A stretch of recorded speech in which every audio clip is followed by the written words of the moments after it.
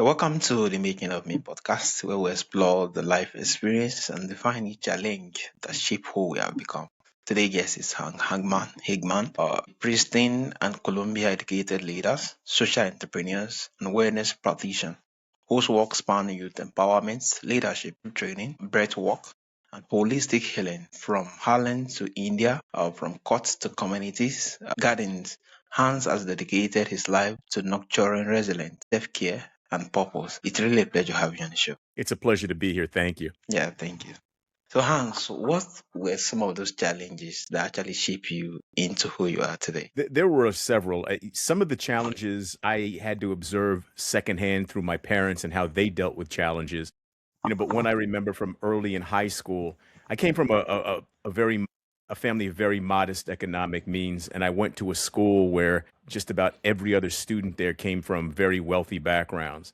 And so that in itself was a challenge. But I remember my first year in high school coming home, walking through the housing projects and seeing this smoke coming up from a few blocks away. And I said, I really feel bad for those people who are probably losing their home. I hope nobody's hurt.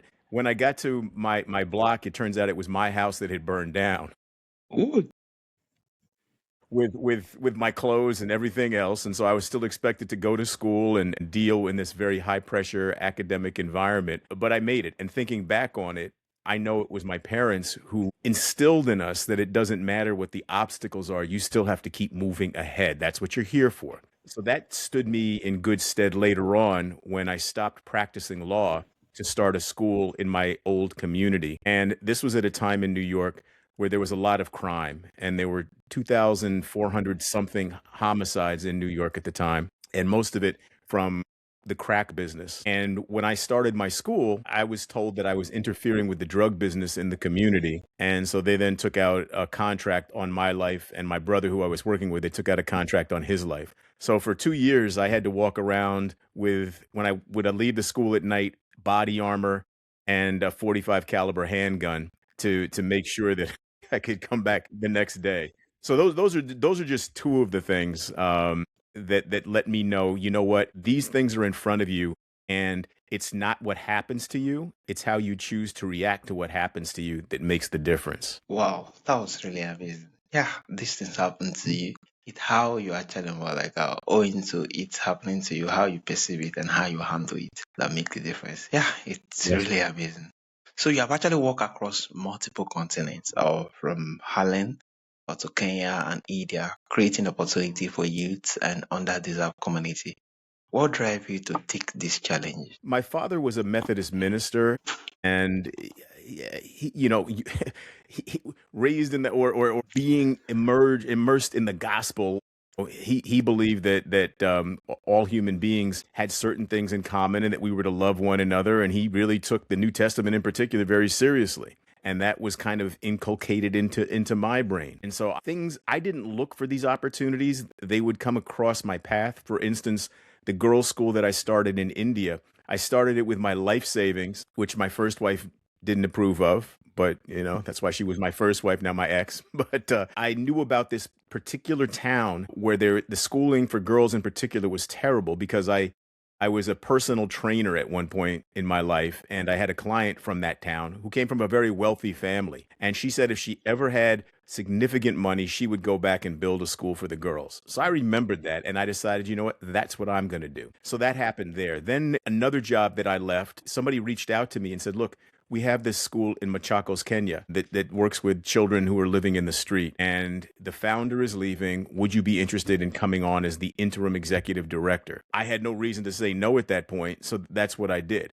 and made some wonderful friends there. It also, those kinds of travels also reminded me that the young people in the United States that I would come into contact with needed to expand their horizons and see the larger world out there, that it wasn't just their one block that they lived in or their building. And so I started an independent high school, and we did service trips to Ghana, to Kenya, to Nicaragua. I'm missing a place. But to this day, and this is many years later, these young people say that that was the most impactful thing that they had ever done in their lives. And for many of them, it directed their professional careers. And these were kids who were 14 to 18, who are now 35, 36 years old. I even have one student who was only with me for 6 months. he didn't do some things right, and he ended up in federal prison. But he contacted me and said that one of the things that kept him sane in prison was the trip that we took, and he wished he had stayed on that path. But we only had 6 months together. But I saw the growth that came. So the growth was for me personally, but then I was able to bring that gift to the other young people in the United States who I worked with. Wow. That was really amazing. I think the greatest joy most times is the fact that you live, and because you live, you give others opportunity to live and have inspiration towards. Yeah, that is more in life, and through more like your actions and inactions, they could see big pictures, and just hearing you doing what you do, it's really amazing, and I must say Well, very big well, thank you. Laro, I was so fortunate to have the education that I had, and I was a scholarship student. But my parents said, it doesn't matter that you're on scholarship; you have tremendous privilege, and it's your responsibility to give those gifts back to other people who aren't. And it's to me, it's. Some people will say it's not accidental what family you're born into, but I think there's a strong argument for the fact that, in Yeah, fact, it is an accident. And if you're born into a particular family in a particular neighborhood, why should you have to suffer more, or why do you deserve more? And I didn't deserve any of the things that I was given, but they were in front of me. And so and for me, enjoying those in the best way meant sharing them with others. yeah, sharing them with others, amazing, amazing. Thanks for all you do. So how do your background in law as both a prosecutor and public defender prepare you for leading non-profits and educational program? I've always wanted to be not just, oh, he lived from this year to this year, right? It's on my epitaph on the tombstone. It's, from 1958, which is when I was born, to whenever. It's the dash in the middle that makes the most difference. How did you live during that dash in there? And for me, I always wanted to live in my times. And so that meant understanding the law, because in just about any system that is supposed to work, the laws are the things that regulate people's conduct and behavior. So I wanted to understand at a very clear level how those worked. And so as a prosecutor, I became a prosecutor because, as I mentioned, the drug trade was taking over my neighborhood and killing a lot of people. So that was a way for me to push back and to be involved in that regard. Then I ended up going to Washington, D.C., where I worked for the United States Senate at a very high level as chief counsel. And that's where I got to see laws made. And then my parents' health was failing, and so I needed to come back to New York. And that there was a position open for public defender where I would do defense work. And so I got to see the full spectrum of laws and how the country is run or supposed to be run, and the things that were wrong with it. And that's what eventually led me into education, because I saw too many of the young people either as a prosecutor or then later as a public defender. And I said, well, why don't I have a role in catching them further upstream, so that their court isn't, or prison or jail isn't where I find them. Let me find them earlier on in the process. And so that was the progression there. Yeah, amazing, amazing. Wow, that was really amazing. So, can you explain your philosophy and ancestor, what remembering and what it means in your daily life? Well, there's a quote that it talks about, the best of us will plant seeds that will grow trees under whose shade we will never sit. And I think Mm, that should be everybody's responsibility. And so for me, I don't have the illusion that after I pass that people will remember me even a year from my passing. But I want to, as I sit here now and as I move through my life now, I want to lead a life that if people were to remember me, that I'm somebody who is worth remembering. Doesn't mean they will, but it means that I have a clear path, a North Star to how I should be living. And if you're going to be the kind of ancestor that is worth remembering, you're going to do certain things in terms of your energy, in terms of your commitment, in terms of your creativity, in terms of your love, in terms of your head, in terms of your heart, in terms of your hands, that will make you someone worth remembering. Just the worthiness of it, not the fact that anybody will in fact remember, but you've earned it if it's there. yeah, amazing, amazing. I think the quote you just made reference of, yeah, planting trees, it just speak a whole lot of things in respect of our, yeah, serving more like, I think the goal sometimes might not even be for to be remembered, but the fact that to make the upcoming generations, make it easier for them to grow and to become the full picture of who they ought to be. And just that Exactly. alone, it's really fulfilling having to kind of serve as a ladder for the younger generations to climb. By. It's Well, Aro, amazing. that's an excellent way of also measuring it. Yeah, have you made the path easier for those coming after you? That then you become an ancestor worth remembering. Amazing. Thank you. So, what role does self care play in leadership, and why is it often overlooked in high pressure environments? People can't help other people if they're depleted, if they're burnt out, if they're struggling. And while we all are going to have our pain and adversity, it's how, again, you manage that pain and adversity. And so early on, I mean, probably since the 90s, I've had a self-care practice that involves meditation, breath work, prayer, a number of different things. First of all, to save myself, but then when I saw how effective those kinds of tools were, then to bring them on to the young people that I worked with, and then to my staff, because I worked with staff as small as just a couple of people to one organization where I was responsible for 350 people. And number one, I think people pick up the energy if you have a wellness practice. And number two, if you then share that wellness practice with them, that's a really significant way of showing that you care. So you're not just giving them information as to how to improve their lives. You're actually engaged rather than in information, in transformation. And people pick that kind of energy up.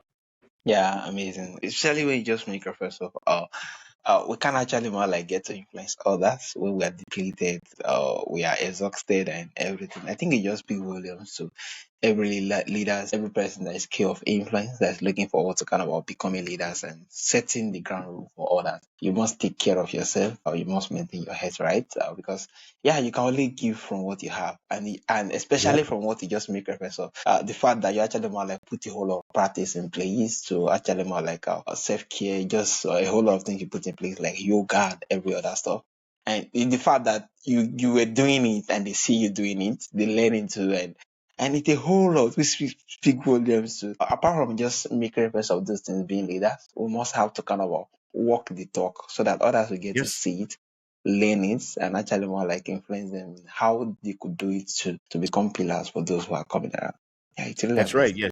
Serving as an example, as an exemplar, yeah, means that you are in fact walking the talk. Yeah, And more it seems that people don't do that. That's my experience recently. So if nothing else, I want to be one who does. yeah, amazing. So you have implemented progress like gardening and yoga in maximum security of facilities. What impact have you seen on the teens and young adults involved? I think most humans, particularly in the United States, have lost touch with nature. So that's the first part. That kind of gardening that we were doing brings people back to nature.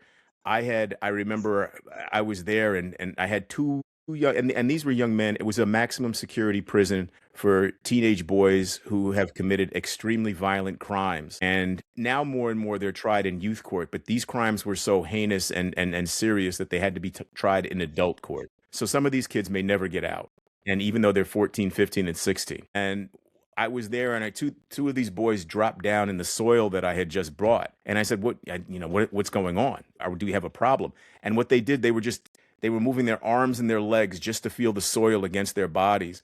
And they talked about, even though they had come from cities, New York City and other places, they had also spent time with grandparents out in the country, in rural areas. And that brought them back to that time where they were actually at peace, where they were learning something with people who loved them. And that made a real impact. And then when they saw that they were actually able to create things, because they had existed in a world in their head and in real life, in a world that destroyed things, but in a garden they were able to create things. And these were their own creations, and they had a role and a responsibility to that. So that was part of it. Another thing too is I not only taught the kids breath work, but I taught them to be breath work coaches, because that was kind of a tricky way of getting them to learn breath work.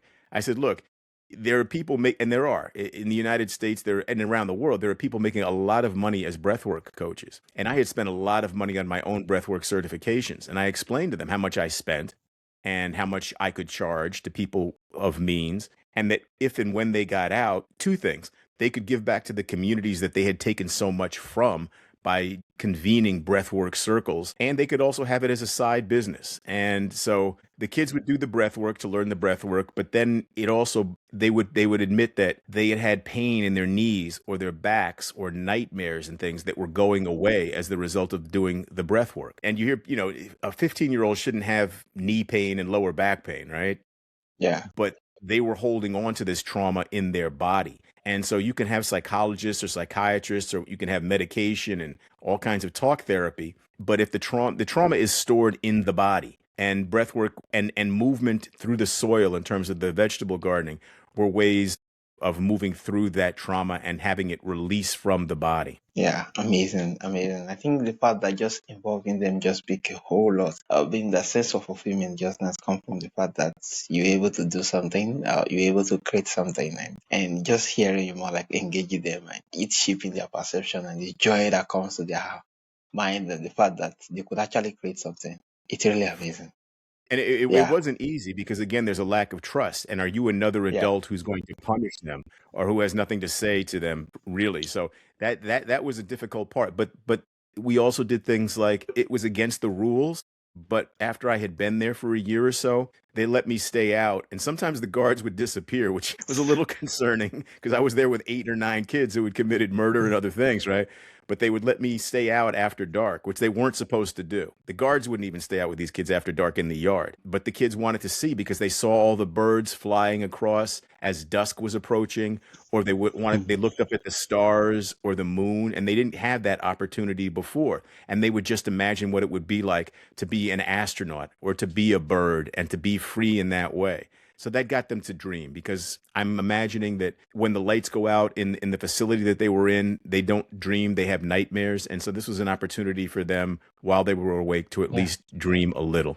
True. Wow, amazing, amazing. So, how do you help leaders or students develop intuition, body wisdom, and emotional intelligence? And it's kind of what we talked about before by getting them to understand the importance of a wellness practice. Yeah, And so it all starts from, I guess, what the ancient Greeks or whatever would call zest. And you needed to have energy if anything was going to happen. You can't be courageous if you don't have energy. You can't be creative if you don't have energy. yeah, You can't express wisdom or gain wisdom if you're low on energy. So the energy piece is the first thing to start with. And then to have people be able to look at their stories and tell their stories, not through the filter of how other people want to view them, but in the way that they want to live. And pointing out to people of any age, even because I've worked with very poor young people, I've worked with very privileged young people, and I've worked with people in middle age. And part of the message is we're going to work on who you are now, but we also want to check out the gap of who you could become and make hmm, sure that we fill that gap of who you could become. You know, one definition of hell is you after you've passed, you get to see who you could have become, and knowing that that's never going to happen. So I yeah, want to avoid that and have people live with as few regrets as possible. yeah. Amazing, amazing. Thanks for all you do. So, lastly, for listeners seeking to leave a lasting legacy, what are the first steps they should take out to align their life purpose with meaningful actions? Some of it is, and every time I ask people, they don't have really an answer about what they value most. And if you don't know your values, you're going to have a hard time living out your purpose or Yeah, developing a legacy.